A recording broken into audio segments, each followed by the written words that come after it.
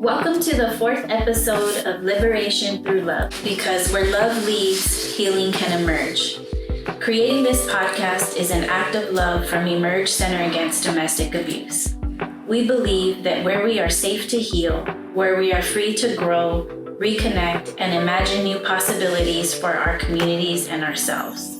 Every day within this organization, there are conversations that happen beyond meetings, beyond programming, and beyond crisis response. Conversations about leadership, community, responsibility, healing, and the emotional realities of our work. Conversations shaped by what survivors teach us, what our staff carry, and what our community continues to ask of us during moments of uncertainty and transformation. Today's episode is a reflection on leadership rooted in community. We are joined by members of Emerge's senior leadership team to talk about what has shaped them over years of service to survivors, how their understanding of leadership has evolved, and what they are learning from staff and community. Together, we'll explore the lessons, challenges, hopes, and visions that continue shaping the next chapter of this work and what it means to lead with accountability and love. Today's conversation is a year of reflection. I'm Anna Harper. I use she, her pronouns, and I'm the CEO here at Emerge. My name is Kayla Walker. I use she, her pronouns, and I'm the Vice President of Programs here at Emerge. My name is Karina Valle. I'm the Vice President of Community Engagement here at Emerge, and I use she, her pronouns. And I'm Sharonda Jordan. I serve as Vice President of Organizational Development, and my pronouns are also she, her. It has been a wild year. It's actually going on a year and a half, give or take, that we've all been sort of catapulted into our roles. And I know that it's been a flurry of learning, activity, balance, and just facing many unknowns, and also then working together to figure those things out. And so I'm wondering, as we just enter into this conversation in thinking about yourselves and what the last year has been, I'm wondering what thoughts you have for our listeners about why leadership matters so much in this moment, and what has driven you to take this wild ride with us, because it's not been easy. That's the truth. It's not been an easy transition for any of us for different reasons. And so I'm just curious. Tell us why leadership matters so much in this moment.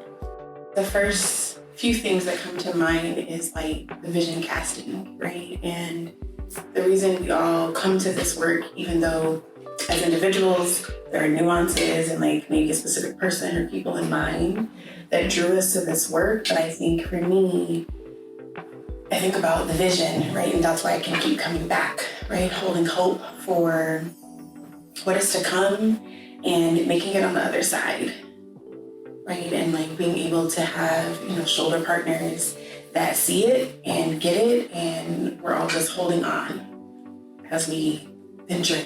It has felt that way. Holding on most days to each other, to our hope of what's possible. I feel that a lot most days. I have to remember that there's a bigger picture here, and why we would continue to choose to show up in a time where the conditions are the most challenging. When you think about funding gaps, when you think about all that's going on in our communities related to violence, we continue to see shootings happening, domestic violence, homicides. And what I would say is dialogue from people in leadership roles that actually makes our work harder. The kind of rhetoric happening on the macro level makes our work harder to show that people deserve kindness, people deserve compassion, everyone deserves safety.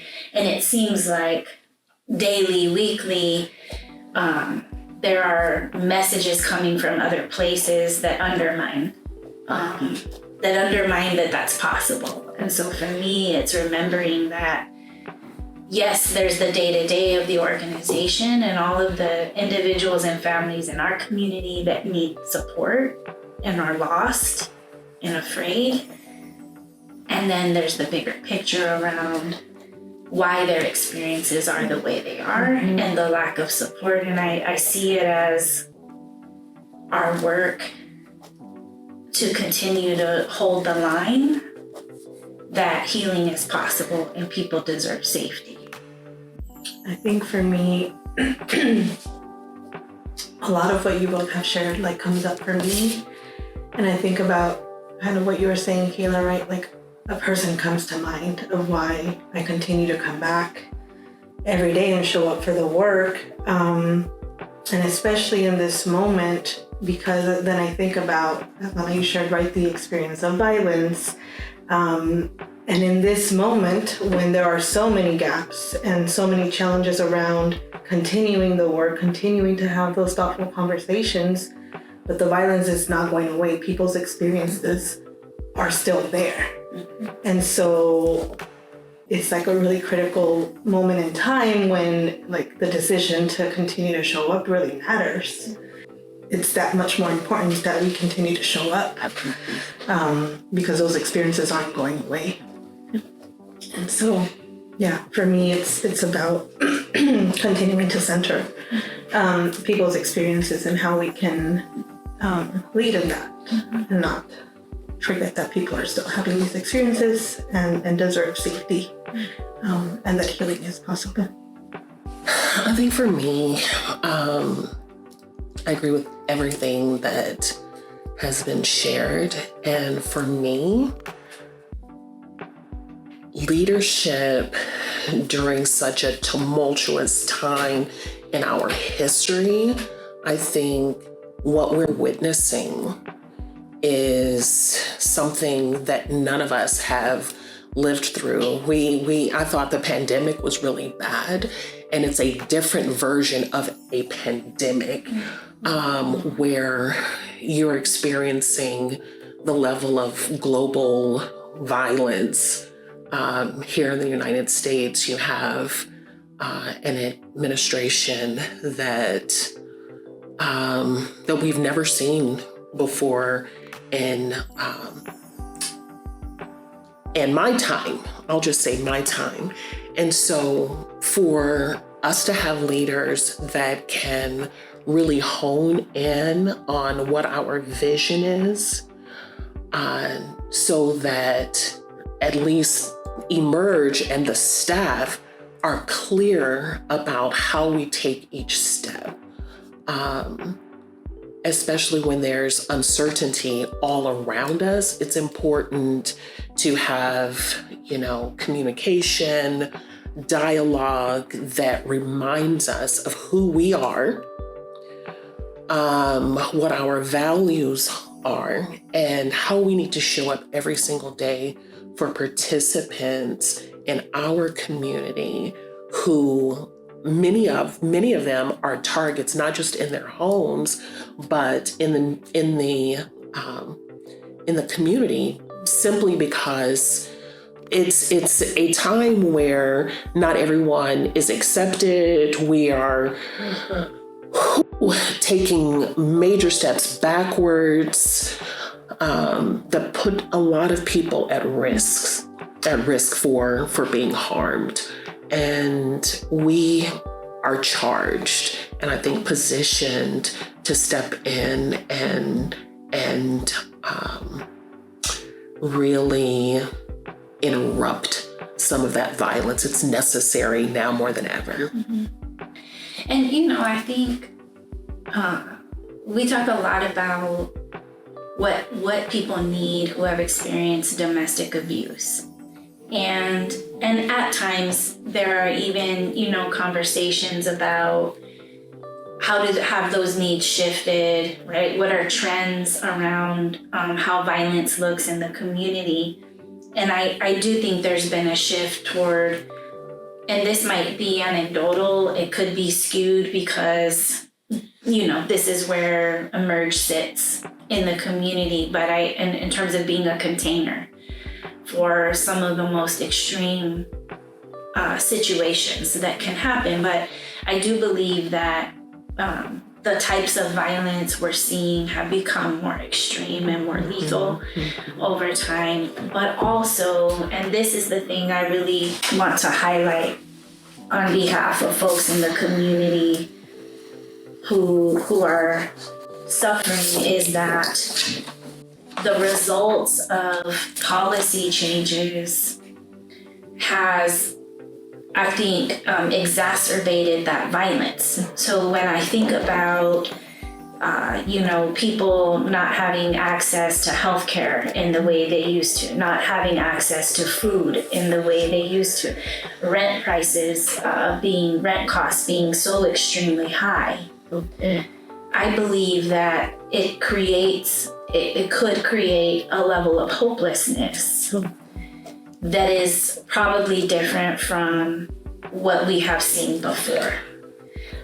Because the resources that we might have relied on as advocates or as an organization to help folks stabilize, learn about, what's possible, are no longer there in the way they used to be. And I'm not even sure that we really understand what the long-term impact will be and what that intersection will be with the way violence plays out in our communities.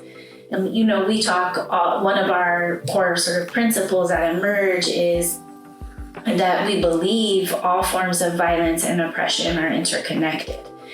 And so anything that we do that further disenfranchises, makes invisible, cuts resources from people who are most vulnerable is directly tied to the level, the severity of violence that they will endure in their life. It erodes what might have been left of safety in their life, because safety can take many forms, right? You may not have physical safety in your home, but you had something to eat. Right. You had a doctor you could go to if you needed something. And so when I think about safety, I'm thinking about it in that more dynamic way. And I'm wondering what you all think about that piece for our staff and how we think about programming moving forward. And that's a hard question because a lot of it is unknown. And that, I think, is the tagline for our experience thus far, is like, there's just all these unknowns that we're expected to know how to lead through and or care for people through, decide what services are needed. And it's challenging overall, but I think a lot about how people will be impacted, how the violence in their life will change as a result of those shifts. And Kayla, tell me if this is off base, the length of time someone would stay in our shelter program, for example.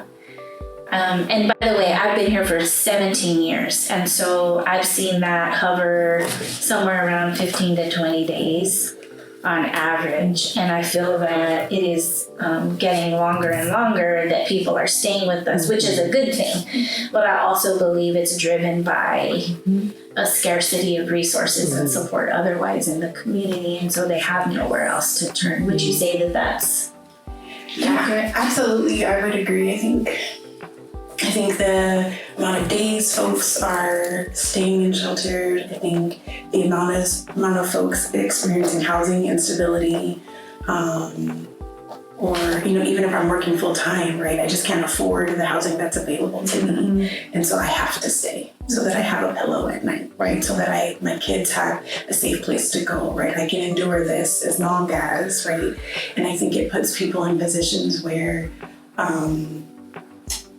it puts the people that cause harm in others' lives, right? They become more bold about their abuse, right? Because they see on a national level what you can do, what you can say without accountability, right? Even just things where it can feel like careless. The lawmakers will talk about getting rid of the 14th Amendment and like things like that just have for so long felt so secure and stable. And so when you add on or consider some of the other things like access to food and water, housing and things like that, it's just if those things, right, aren't the dependable things anymore, right? And what do I hold on to, right? How do I navigate? And like you said, Anna, is there hope in it all, right?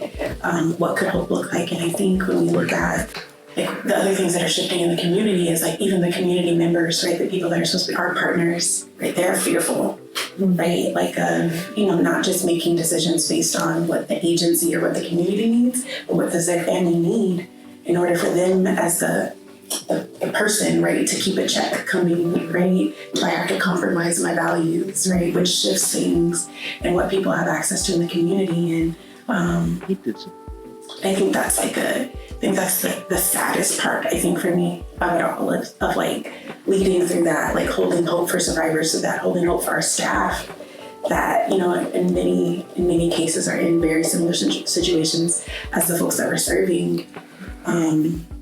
I think those are things like that I say, think about those questions. Yeah. And it kind of made me to think about, our work has looked a particular way for a long time. Mm-hmm. The way we've talked about barriers to accessing safety, reasons people don't leave. Like we've had those conversations for many, many years now. And I guess I'm wondering, some of those things now no longer apply in the way they used to. And the stories we tell about how a person might move through an experience of abuse has shifted because of all of these dynamics, that you're naming, Kayla. And I'm wondering if you were going to share with our listeners about what are misconceptions that might be out in the community about healing or support services, or what survivors need during this time in history. What would we say about that, right? Because it used to be like, well, financial resources can be a barrier. And so we have to make sure we're investing in making sure people have access to financial assistance. But now it's like that sometimes is not enough. In a time where grant funding available for that has eroded away, people earning an income is still not enough, right? That there's something much more dynamic now about this idea of finances and how that is a key aspect of being able to access safety, and how it is.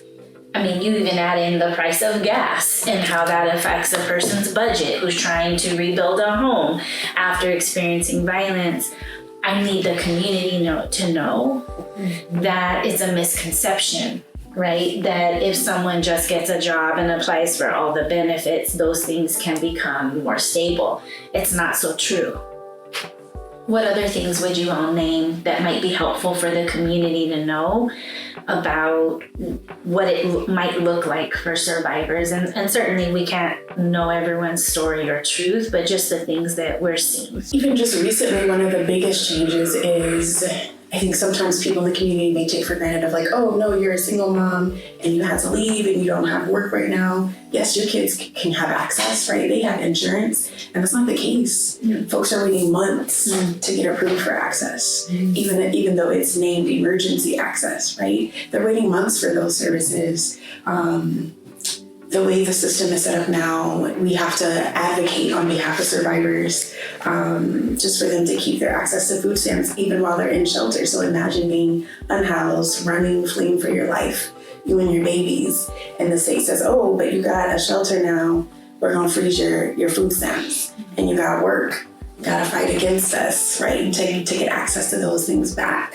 And I think sometimes we just think, no, like that's where our taxes go for, and it's gonna take care of it, and that's not the case, right? Like people are fighting for those things, and then if you think about the house that I fled from, I was fighting, right? And now I have to just continue to fight just to eat, right? Like that's a thing, right? And it's heavy weight. So when you think about healing, and community and agencies stepping up is stepping up holistically, right? How do I step in and intervene in a way that I can take the burden off of you? Like, what calls can I make on your behalf, right? Like, where can I step in so that you can just heal and like relax your body and your nervous system so that you can be well, so that you can fight again, right? Because that's what it is. Like, it's a battle, not just with the direct person, but like with society right now, like so polarized in so many ways, and then the trickle down effect.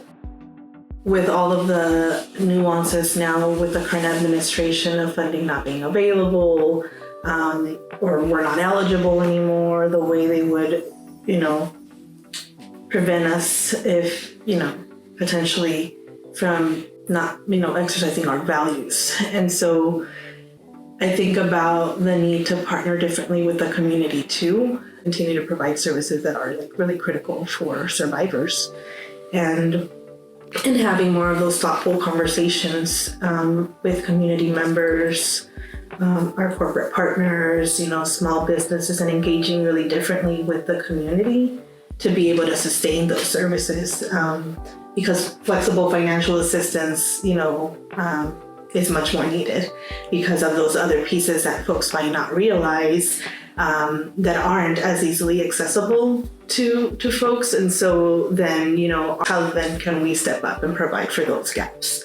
And so our funding is a really critical component for those reasons. The need for unrestricted funding or really flexibility with how we can support survivors is really important too, and what conversations we can have as a community to really, be thoughtful of, showing what our services look like and what the experience looks like for survivors in navigating all of the different things that you might not think about when someone is fleeing a harmful situation, and all of the systems that they interact with and what that truly means, and being able to access those systems too. And what's really hard about that is like more the behind the scenes part, right? There's all of that part of our story. And I think that is the way Emerge might be most visible in the community to maybe private funders, people that consider giving to us. But also when you think about just the pure, the operations of an organization during this time, right? That experience of just operating this business directly impacts this experience that survivors are having and what they have access to. And one of the best examples we've had as of late, and I'm sure many other organizations in town are facing similar challenges, is our ability to maintain health insurance for our employees, right? And we're talking about employees who do really difficult work, and that I don't even think there are words that would do justice to what it is like to open yourself up to someone else's suffering, support them through finding a way forward, and especially when you've already had your own experiences. The need for our employees to have adequate health insurance, health coverage, to take care of themselves, to continue to show up is really critical. And with what is going on in the healthcare system and policy changes, and we're looking at a 49% increase in costs this year. And that's outlandish. That's outlandish to think that a nonprofit can from one year to the next add $200,000 to its budget in order to maintain health insurance. So then the really difficult decision to be made is in a time where we're expecting a $2 million annual gap for the foreseeable future. How do we add $200,000 more onto that to ensure that our staff are taken care of? Because and most people would say, well, you transfer the cost to employees, right? You ask them to contribute more. And that's not been a value of ours because we understand that to be a pay cut. And that those are the kinds of things that I think people don't really think about when they're considering how does Emerge show up for survivors? What kinds of services are you offering? What are the quality of those services? How are your staff trained, right? And here we are fighting to maintain basic health coverage for our employees, which is one of the most critical things they need in order to be able to be well and show up on behalf of survivors who are also battling not having access to health coverage and the things they need to feel well. And that example just alone, there are no good answers. You have to make either really hard decisions or really courageous decisions. I think those are two different things, right? A hard decision would be, well, what are we going to cut to be able to absorb this? A courageous decision would be, we're not going to cut. We'll do our best to negotiate with the health insurance company, but ultimately, we're going to try to absorb that cost. And we don't talk about those things when we're out raising money or, talking to people that are considering donating, but that has a direct impact on what we can do for survivors. So I wanted to highlight that. And Sharonda, I wonder if you have thoughts about that in your role overseeing organizational development, which is in large part about making sure our work environments are healthy for employees and centered in equity and values. And then here comes this, really, really, it's a difficult thing to even look at on paper. And there is no solution. There is no solution in front of us other than, somebody's got to pay for it somehow. So I'm wondering, I know you've just been in those conversations with me, and I wonder if you have reflection about that connection between the work we do and trying to maintain a healthy organization. Well, that's such a big thing. When I think about organizational development today, it's so challenging because in order for us to serve participants and ensure that they understand their self-worth, we have to have staff members who understand their self-worth as well. Right. Everything that we do connected to equity, our values, making decisions, every decision from our values has a huge impact on the staff members' health and well-being and ability to show up every single day for survivors. And the forecast that we have seen for insurance is huge. There are days when you get excited about leading, and then there are those days where you are shocked and amazed by the huge decisions that have to be made. And when I hear you naming, you have to be, courageous, and you're also thinking about sustainability through this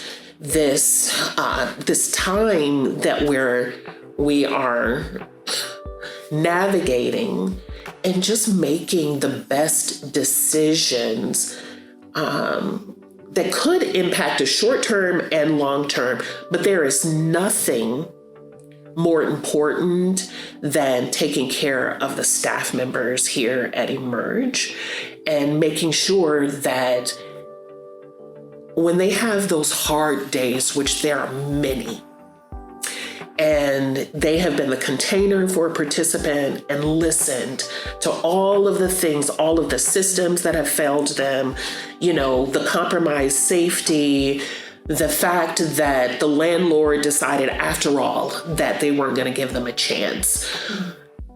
You need them to be able to access care, to make themselves whole again. And all of the negotiations that we're doing to be creative and thinking about what do staff members at a nonprofit organization during this period of time, what do they need to be well? And,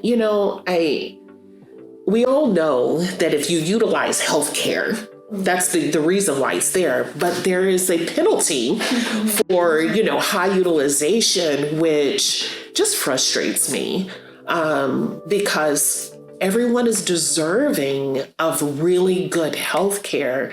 And so I'm glad that we're on the same page about how we want to move forward with ensuring that staff have what they need so that they can show up every single day. And not be compromised. And it's a lot. Yeah. And the idea of balancing long-term vision and immediate needs. And in a lot of ways, and mind you, we are all imperfect people. This is an imperfect organization, and we really, I think, are striving to live in the practice of our values, because we know that's what brings us closer to our own healing and liberation. It's not about perfection, and I don't know that I was prepared to step into this kind of leadership role, because when I think about the word vision, right, that is often sort of much more long-term.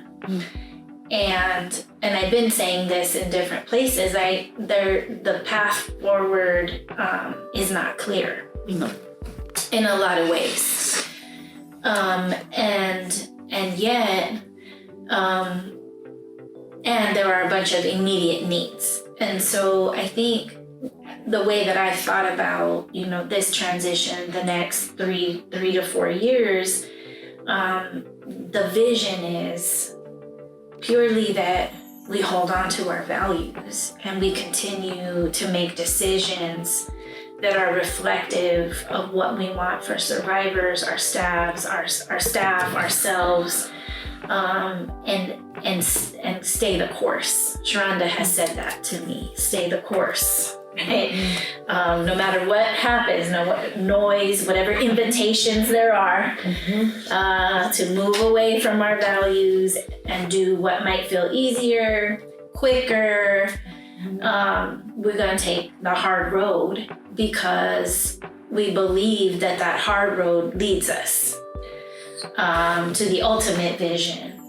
And believe, and really it's a legacy that we're hoping to leave behind, right? That you don't have to be astute in your analysis of equity and healing and anti-oppression work.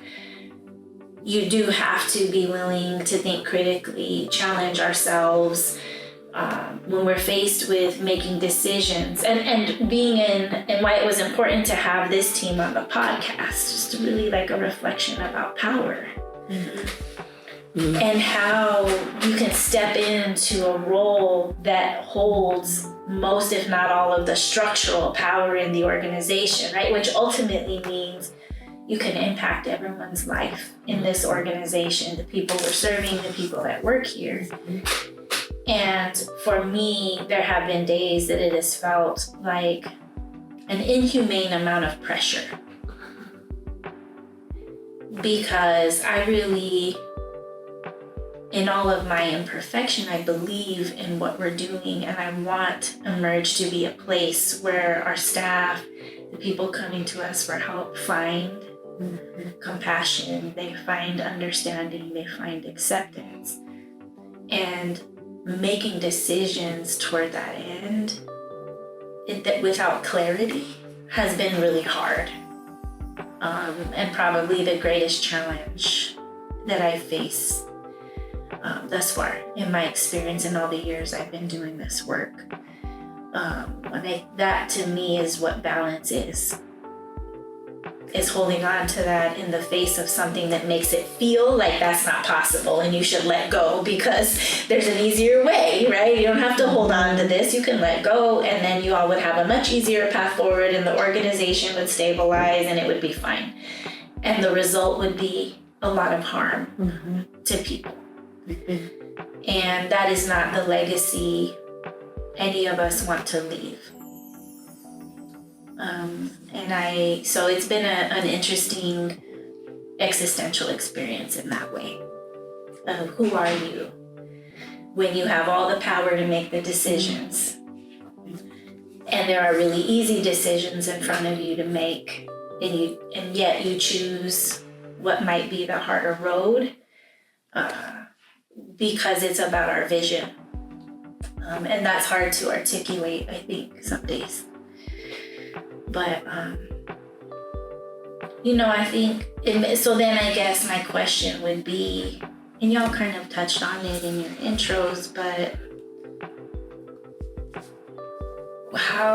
what has helped you to continue to show up? I think I've said this about before, but it just like listening to you now, Anna, the thing that keeps coming to mind for me is the late great John Lewis's words, right? Good trouble, right? And like I think about as a Black woman, my ancestors, right? And everything they went through, like not knowing if it would ever work, if they would live to see it, right? But they stood, they resisted, right? They fought, they cried, right? They bled, like all the things. And so I think for me, it's like when I know whose shoulders I stand on, right? And I look at my two babies. They're not little babies, but they're still my babies, right? When I look at them and they look at me, right? I want to be an example for even if I had to get dirty, like whatever it is, that I still rose to the occasion and I didn't fold, right? I didn't become someone that I didn't want them to see. And I think for me, it's like those pieces of like, being the dream, right? Or what my ancestors may have not even believed could be possible. My granny to this day is like, and what is your job? And they gave you that? And that's your title? Right? Like, it's amazing, like, because it's not something that she could see. Yeah. For her, that she thought she could see in her lifetime, and she's 86 years old, right? And so for that, right, to continue to change and to continue to work towards that, I think that is it. The reason why I show up every day is so personal. I've shared with, of course, the people here about a loss in my family a few years back where my great niece was murdered and rolled into in essence, a blanket and disposed of as though she was nothing. And I listened to my niece, her mother, and everything that she is going through, the grief, fighting the system, having expectations of just communication about court dates. And this is a capital case in Texas. And my family, we continue, life continues. There's a baby that's due this week.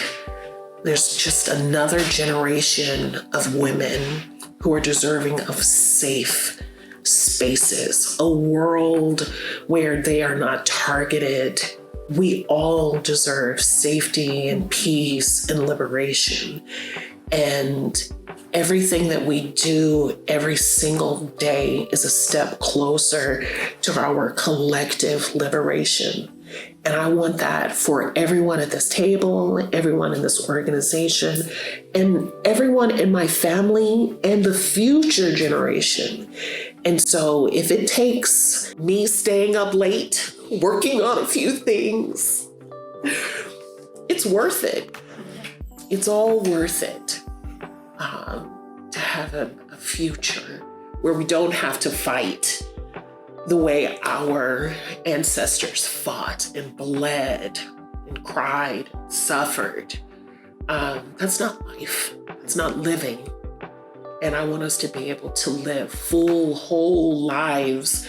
I want to be one of those people who take time and just smell lavender and skip through lavender fields, drink lavender lemonade. We are all deserving of that. And so we take the time, we do the work, we hold the line. Yeah. What y'all shared is beautiful. But yeah, I think there's a lot of like personal reasons why I still show up for the work. You know, many family members have had horrible experiences, and even not knowing, right? Not putting a name, not realizing, because it has been normalized for so long. Yeah. And so, you know, also becoming a part of like breaking those cycles and speaking up about what people are experiencing, and that there is a different way to live and exist. Because you're right, you're both right. We are all deserving of living a life where we get to be celebrated and have love and joy, be like the normal things we experience. And so how do we have that be different in a world where it is designed for us not to experience those things, because that's what we're told, and then we just go about it in that way. And so breaking those cycles of letting ourselves know that we are deserving of all of these beautiful things. And I appreciate you bringing up Deja. It's important, that we say her name. Mm-hmm. And I also think about the mothers and families who come to us after they've lost someone. They look, they're fragile. They feel lost. They've been forsaken by many systems in our community. And when I think about Emerge, I want this to be a place where people can come and lay that pain and find love, right? When we talk about, our tagline is liberation through love, right? But it's not just a tagline, it's a practice, right? It's a practice of understanding that there are so many of us walking around with this core experience. And, I too, many times in my life, have been forsaken, criticized, judged. I've had many swift kicks to the face in my years here for trying to figure out how to be here and show up in the face of such intense grieving and suffering, with the work that we do and the folks that we are serving and the families that come to us lost.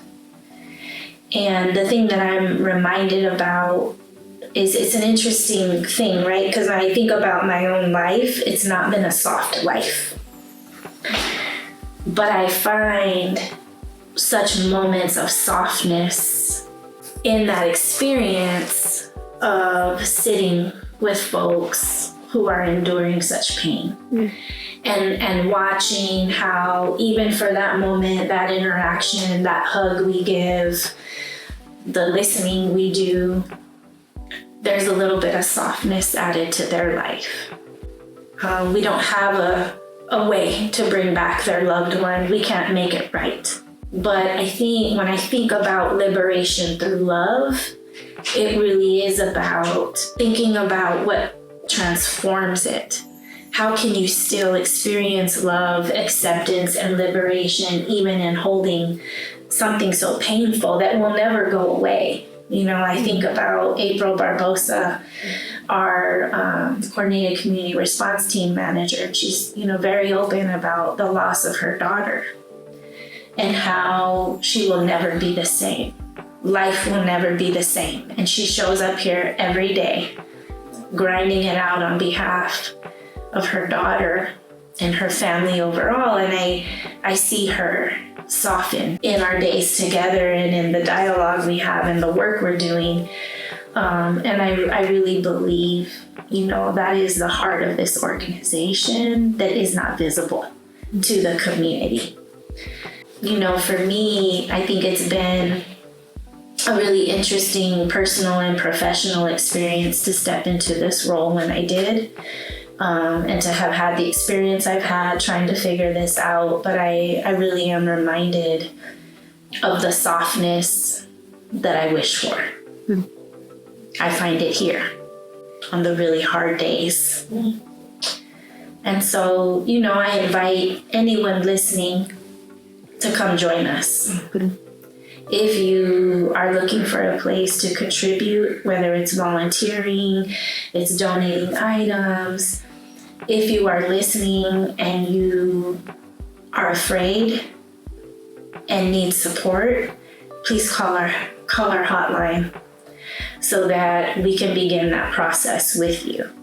It is imperfect. And we believe in what we're doing here. And something about that seems to always carry us forward. So I wanted to kind of end on that before we close out. Well, I want to thank our guests for their honesty, leadership, and continued commitment to building safer and more compassionate communities. At Emerge, we believe healing and safety are collective responsibilities. We believe that when organizations remain rooted in community wisdom, survivor voices, and shared humanity, we create stronger pathways toward healing, dignity, and liberation. As we move forward, we remain committed to shaping innovative, trauma-informed, and community-centered approaches that honor the humanity of all survivors and the people walking alongside them. Thank you for listening to Liberation Through Love. Please like, share, and continue helping us grow this conversation throughout our community.